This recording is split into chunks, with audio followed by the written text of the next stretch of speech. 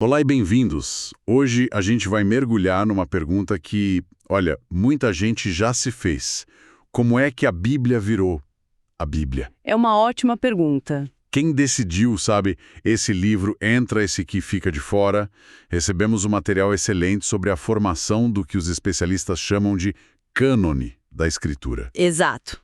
E nossa missão hoje é desvendar esse processo, entender a lógica e ver as evidências por trás dessa coleção de livros. Vamos começar a desempacotar isso? Vamos lá. Para a gente começar, essa palavra cânone soa bem técnica. O que ela significa de verdade nesse contexto? É o ponto de partida perfeito. A palavra vem do grego canon. Cano. Isso. Significa literalmente régua ou vara de medir. Quando a gente aplica isso à Bíblia, ela tem dois sentidos principais, sabe? Certo. O primeiro é que a Bíblia em si é a régua, o padrão que mede a nossa fé, a nossa prática. Uhum. E o segundo, que é o nosso foco aqui, é a lista.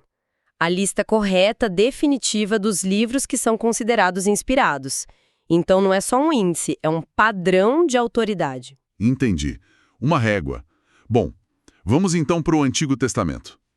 A impressão que eu sempre tive era que os livros foram sendo, sei lá, empilhados com o tempo quase que por acidente. Sim, muita gente pensa assim. Mas lendo as fontes, o que salta aos olhos é que talvez exista uma lógica, uma arquitetura por trás que eu nunca tinha percebido. Exatamente.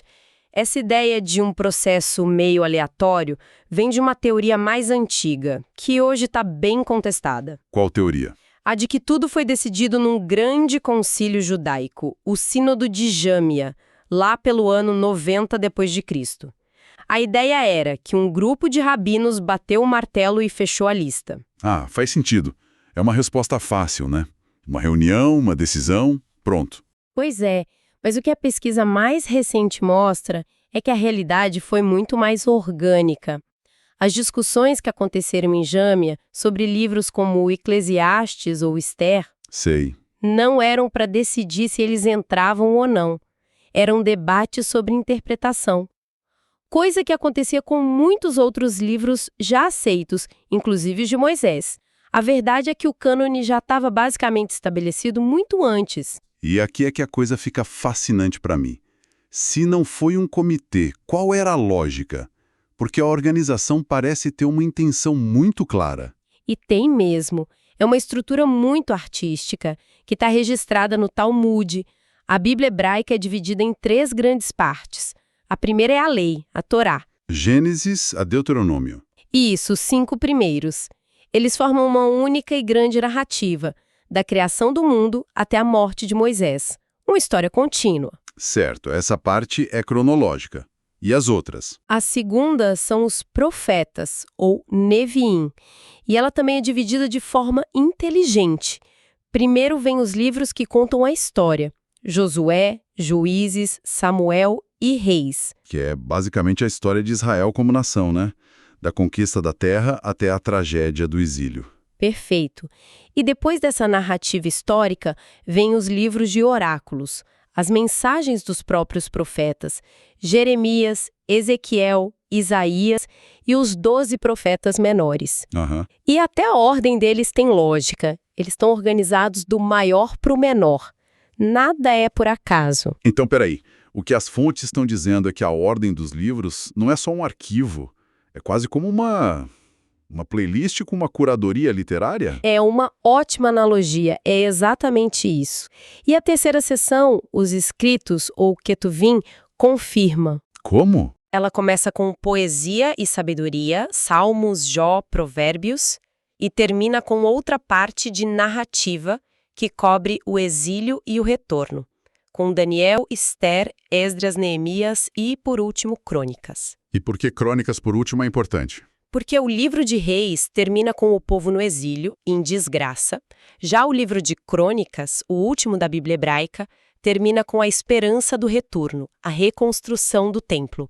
A estrutura toda conta uma história de redenção. Nossa, isso muda tudo. Não é uma coleção, é uma narrativa. Mas, ok, a estrutura é bonita. Como a gente pode ter certeza que essa coleção já era definitiva na época de Jesus? A gente tem várias linhas de evidência bem fortes. Uma delas é a própria ênfase na escrita desde o começo. Como assim? Em livros como Êxodo e Deuteronômio, Deus ordena que suas palavras sejam escritas e preservadas. Não era para ser só uma tradição oral que se perde, sabe? Ou seja, a ideia de ter um texto oficial é antiga. Muito antiga. E mais, esses textos oficiais eram guardados no lugar mais sagrado, no templo. Colocar um livro no santuário era um ato público que dizia: isto aqui tem autoridade divina. Entendi. Mas a evidência mais poderosa, talvez, venha do próprio Novo Testamento. As citações que eles fazem. Exato. Jesus e os apóstolos citam o Antigo Testamento umas 300 vezes. E eles fazem isso com uma autoridade absoluta, usando frases como "está escrito". E eles nunca, jamais, citam outros livros da época da mesma forma. O ponto crucial é que em todas as discussões acaloradas entre Jesus e os fariseus, eles nunca discordaram sobre quais livros eram a Escritura. Nossa, esse ponto é muito forte. O cânone era um terreno comum entre eles. Exatamente. Era um ponto pacífico. E fora da Bíblia, tem alguma confirmação? Temos sim. O historiador judeu Flávio Josefo, escrevendo no final do primeiro século, ele afirma categoricamente que a linhagem de profetas de Israel terminou na época do Império Persa, séculos antes de Cristo. E o que isso significa? Ele diz que os livros escritos depois disso não tinham a mesma autoridade.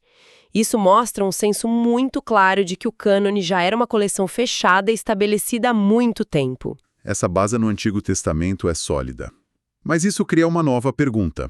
Se o cânone hebraico já estava fechado, de onde veio a autoridade para se criar uma nova coleção de escrituras?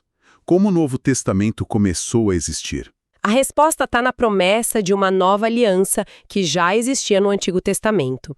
A vinda de Jesus, o Messias, foi o evento redentor definitivo.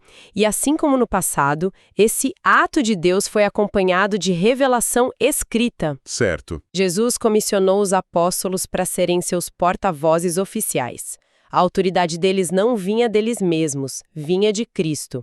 Então, os escritos deles carregavam essa mesma autoridade. Então, a ideia não é que séculos depois a igreja se reuniu e, sei lá, elegeu os livros que mais gostava. De forma alguma. A palavra-chave aqui é reconhecimento, não escolha. Explica melhor. Pensa assim, um policial não cria um criminoso quando prende. Ele reconhece alguém que já é um criminoso. A igreja não tornou os livros inspirados. Ela reconheceu os livros que já eram inspirados desde que foram escritos. Isso faz sentido, mas um cético poderia dizer que a igreja inventou critérios como apostolicidade para justificar os livros que já tinha escolhido por razões políticas. É uma pergunta justa, mas a história mostra o contrário. Esses critérios não foram impostos de fora. Eram características que a igreja observava nos textos. Eles se perguntavam: isso vem de um apóstolo ou de alguém ligado a um? É antigo, do primeiro século? O ensino está de acordo com o que a gente recebeu? Eram mais como testes de autenticidade, então. Exato. E o consenso sobre o núcleo do Novo Testamento se formou muito, muito cedo. Que núcleo seria esse? Os 4 evangelhos e as cartas de Paulo. No final do primeiro século, esses livros já circulavam e eram aceitos como autoridade em todo lugar. A gente tem uma evidência impressionante em 2 Pedro, capítulo 3, onde o autor já fala das cartas de Paulo como parte das Escrituras, colocando no mesmo nível do Antigo Testamento. É um texto de dentro do próprio Novo Testamento, reconhecendo outras partes dele. Que interessante. Já no final do século II, uns 21 dos nossos 27 livros eram universalmente aceitos. Os poucos que ainda eram debatidos, tipo Hebreus, Tiago ou Apocalipse, não era por conteúdo estranho, mas por dúvidas sobre quem exatamente escreveu, sabe? Sobre a conexão apostólica direta. E quando a lista foi, digamos, oficializada? A primeira vez que a gente vê a nossa lista exata de 27 livros é numa carta de Páscoa escrita por Atanásio de Alexandria no ano 377. Mas ele não estava inventando uma lista nova. Ele estava formalizando o que já era consenso. Exatamente. Ele articulou o que a vasta maioria da igreja já aceitava. Concílios posteriores, como os de Hipona e Cartago, simplesmente confirmaram essa lista. De novo, eles não estavam criando o cânone, estavam reconhecendo formalmente. Ok, isso cobre o Antigo e o Novo Testamento. Mas sempre tem aquela pergunta sobre os livros extras, os apócrifos, que aparecem em algumas bíblias. Qual é a história deles? Os apócrifos são livros judaicos escritos no período entre os testamentos. A ideia de que eles pertenciam a um cânone de Alexandria diferente já foi refutada. A verdade é que os judeus nunca os consideraram parte das escrituras. Então, como eles entraram no mundo cristão? Em grande parte por causa de um homem, Jerônimo, no século IV. O tradutor da Vulgata, a Bíblia em latim. Exato. Quando Jerônimo foi traduzir o Antigo Testamento, ele fez questão de usar os originais em hebraico. E ele notou que esses livros não estavam no cânone hebraico que Jesus e os apóstolos usavam.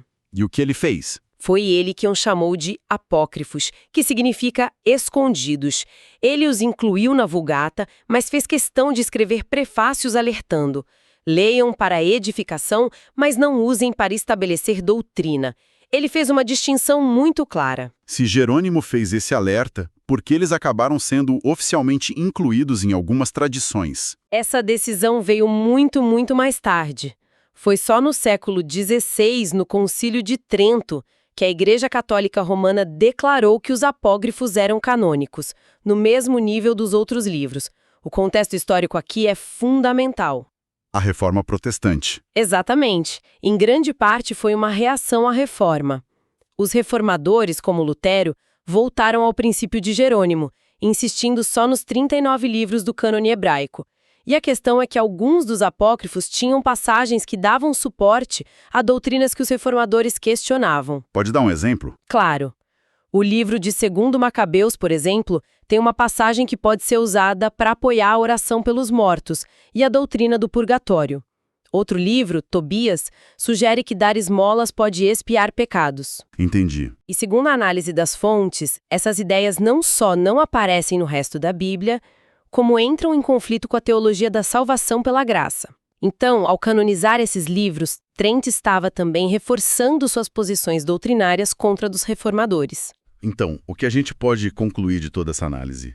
A imagem que fica não é a de um grupo de homens numa sala escura escolhendo livros. Muito diferente. A formação da Bíblia foi um processo de séculos, guiado por uma convicção de que Deus tinha falado através de profetas e apóstolos e que o povo de Deus tinha a responsabilidade de reconhecer e preservar essas palavras. Um processo orgânico, né? Exato.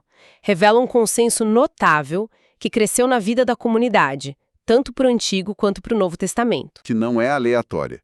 Que o reconhecimento do Novo Testamento seguia um padrão e que os debates não eram sobre o que era conveniente, mas sobre o que era autêntico. Exatamente. E isso nos deixa com uma reflexão final. Ao considerar toda essa jornada histórica, os debates, as listas dos concílios, surge uma questão importante.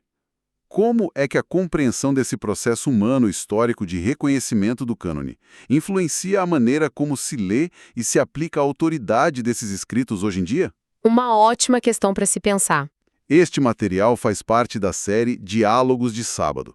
Na próxima semana, um novo assunto será explorado. Que Deus abençoe a todos.